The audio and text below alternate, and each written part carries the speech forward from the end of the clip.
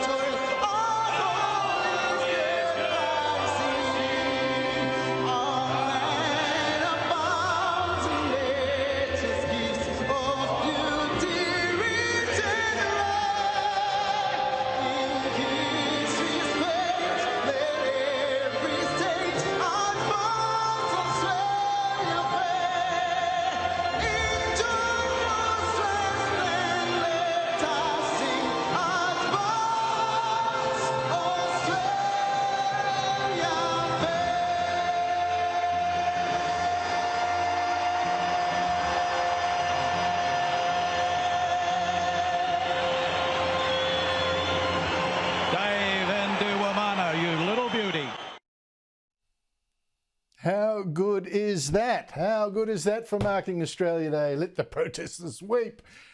That was David Nduwimana. I'll talk to him later. And what makes that so great, as you can see, is not just that David sang it brilliantly, is that it's a black refugee in what we're told is a racist country. And he sang our national anthem with such passion, like he really believed in this country's goodness.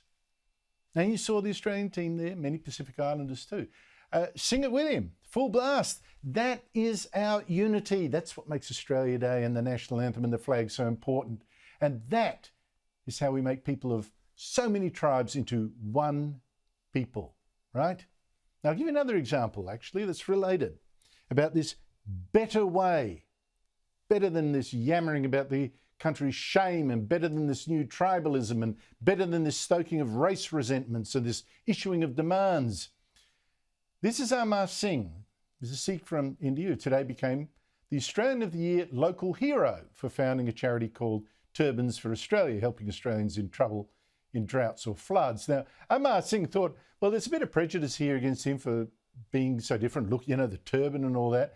But he fought that not by stressing out differences and banging tables and complaining and issuing demands, but by stressing what we have in common. He did some good not by demanding, but by giving. Our main goal is to help people in need, regardless of their race, religion or ethnicity. It's absolutely amazing how much people receive you with open arms when you go out and help people. What you get out of it might have been a dollar value, but the emotions, the feeling, the warmth you get, it's absolutely amazing.